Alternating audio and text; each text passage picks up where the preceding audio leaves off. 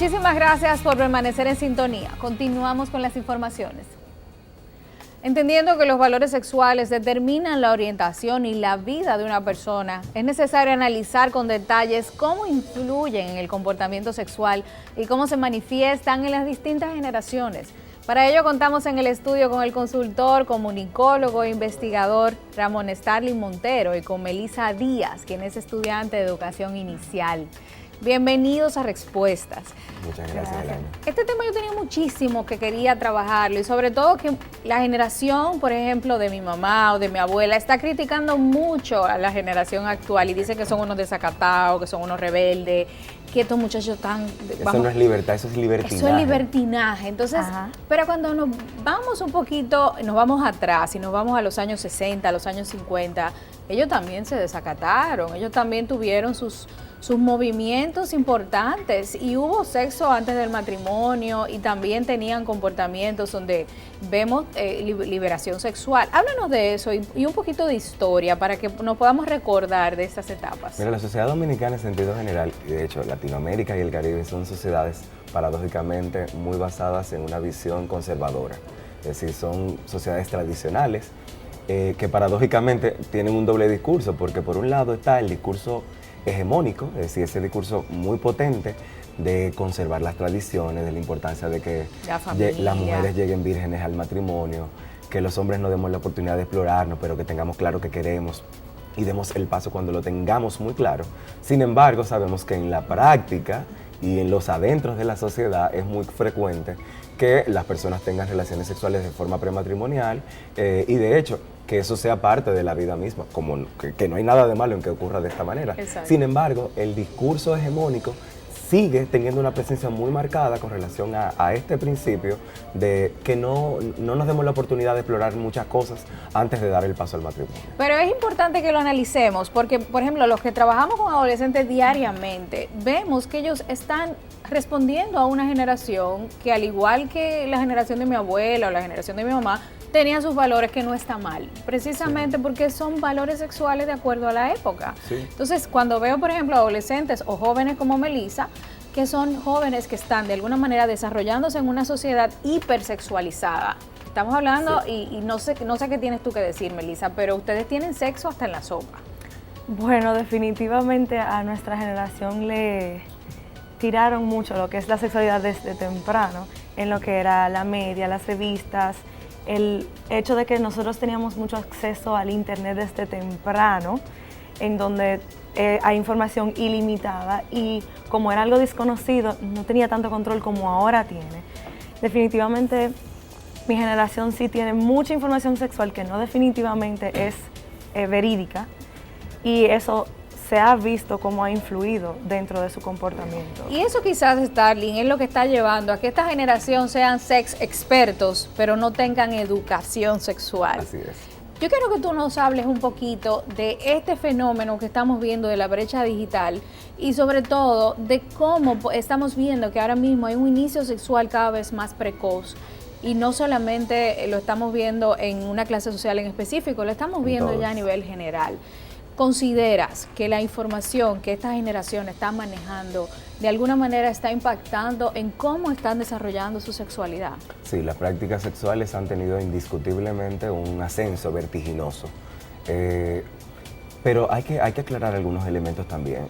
El tema de que se haya, digamos que avanzado en el sentido de que tienen más acceso esta generación a contenido sexual y tal, no necesariamente determina que el tema de las experiencias sexuales se han enriquecido. Okay. Podemos hablar de ciertas libertades, sobre todo en el caso de las niñas, de comenzar a más temprana edad y de explorarse sexualmente a mayor nivel de conciencia como lo hacían sus madres o sus abuelas.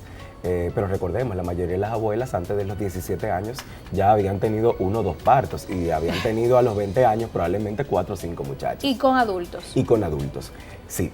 Pero hay un elemento importante, yo creo que rescatar de este proceso es ese principio de el tema de las prácticas sexuales, no con la necesidad de la reproducción como punto de intermedio. Exacto. O sea, aquí aparece en el tema de tener prácticas sexuales, tener experiencia sexual en base al placer y no a ese mandato de género, sobre todo desde ese poder hegemónico de que el sexo es un acto que simplemente usted desarrolla para reproducirse. Y es un derecho sexual de alguna manera. Totalmente. O sea, el placer, esta generación lo está manejando tan bien, que es lo que yo siempre me he opuesto, que hablan, no, de que esta generación tiene mucha información que quizás están aprovechando de una manera muy positiva, porque no están atándose a un mandato de reproducción. Tenemos adolescentes que dicen, yo no voy a tener hijos. Yo no me quiero casar. O no me quiero casar. O yo no quiero pareja. Y eso es aplaudible. No solo aplaudible, la mayoría de nuestras abuelas y nuestras bisabuelas murieron sin tener un orgasmo. Eso es grave. Entonces, eso es algo que yo creo que esta generación ha asumido como una bandera y ha dicho que no está en disposición de reproducir ese mismo modelo y que no tiene, de hecho, por qué reproducirlo.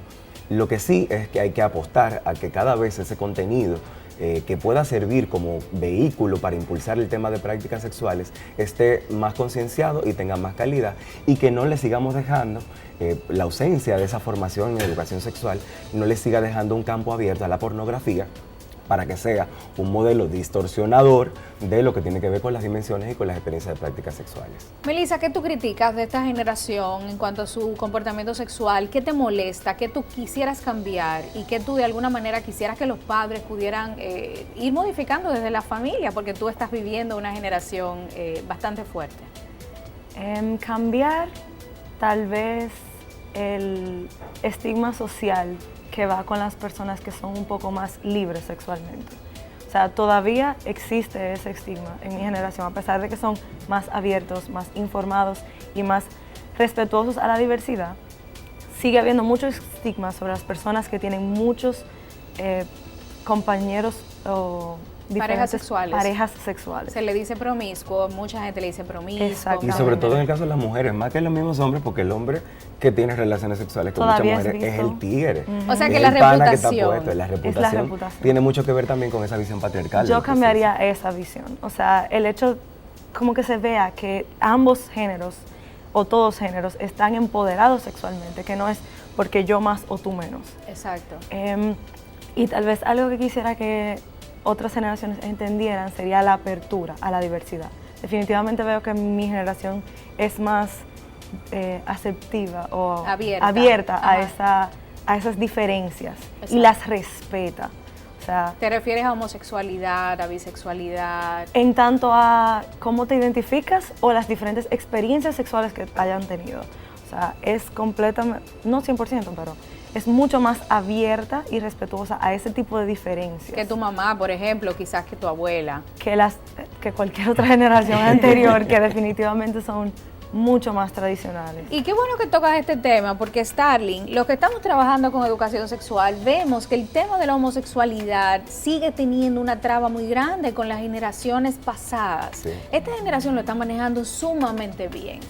Bueno, se maneja con un poco más de organicidad, es decir, de manera más, no me gusta utilizar la palabra natural, pero se manejan con cierta fluidez. Exacto. Las disidencias sexuales en sentido general, es decir, no solamente la homosexualidad, entendida como personas que tienen una preferencia sexual hacia personas de su mismo sexo, sino también entender de esos permisos que las personas tienen todo el derecho de darse, de explorar. Pero, por ejemplo, cuando hablamos de las abuelas, tuve una conversación con señoras de 80, de 90, de 70, y fue súper interesante porque ellas me planteaban que el sexo oral no se practicaba. Que eso era de mujeres de la calle. Que eso era de mujeres de la calle. Y muchas me decían que todavía es la hora que sus parejas nunca las han visto desnudas. O sea, estamos hablando de que el sexo se hace con ropa. Okay. Y que con las luces apagadas. Con las luces apagadas. Y que una me dijo, yo le hice un striptease a mi marido, pero fue con media luz. O sea, era es como una serie de romance erótico. Y ella fue toda una revolucionaria. No, y ella me cuenta que cuando ella lo contó fue una cosa... Sonrojadas. Ella lo está contando ahora, tiene ya que 50 años de casado. Entonces, vamos a hablar de esos tipos de valores. ¿Cómo se manejaba la sexualidad en esa generación? Las transiciones de las generaciones se hacen por rupturas y eso obviamente implica un cambio en los códigos, un cambio en la forma en la que se habla, un cambio en la forma en la que la gente se expresa y en la que la gente siente. Por eso vemos esas transiciones de los 60 con una ruptura abismal y diametral con relación a todo lo que había sido el pasado siglo hasta ese entonces y obviamente cómo también se van marcando. Las generaciones 70 y 70 70 se parecen mucho. Vivíamos, sobre todo en nuestro continente y en nuestra región latinoamericana, vivimos procesos dictatoriales, de mucha represión, en donde el conservadurismo y la moral judeocristiana imponía sus valores como marco de referencia. Cuando hablo de imponerlos, hablo de imponer lo que es aceptado, no necesariamente en lo que se hace. Exacto. Porque en los 70 y en los 80 seguíamos viendo todo el tema de las libertades sexuales y de que la gente practicaba el sexo como entendía, al igual que hoy. Yo siempre le pongo, cuando voy a algunos talleres, siempre pongo la paradoja de lo que ocurre con la lengua del idioma español y con la Academia de la Lengua. La Academia de la Lengua es esa institución que regula la forma de lo que es aceptado en nuestro lenguaje. Sin embargo, él habla de lo que usted hace.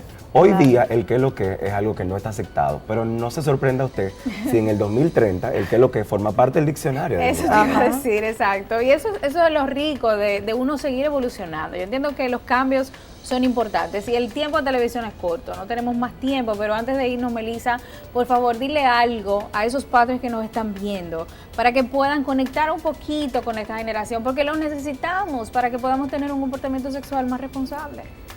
Para mí fuera tener una mentalidad abierta, siempre estar dispuesto a escuchar y a querer entender, que sus hijos de alguna forma u otra le van a lograr explicar todo eso que ellos desconocen. Conexión emocional, de eso se trata, empatía, escuchar más que hablar, hagamos silencio y vamos a ver que vamos a poder sacarle mejor provecho a nuestros hijos y a la relación familiar. Para mí, como siempre, un honor poder compartir con ustedes un contenido tan rico y espero que este programa los haya ayudado a entender un poquito que esta generación no son desacatados ni son rebeldes, simplemente son adolescentes que necesitan lo mismo que necesitamos nosotros, que los entiendan y que los acepten. Muchísimas gracias por la conexión y esperamos volvernos a encontrar en otra entrega aquí en NSDN y no se olviden de visitarnos en respuestas.com para que sigan aprendiendo más sobre sexualidad y sobre educación sexual. El AINE Félix se despide cordialmente. Hasta la próxima.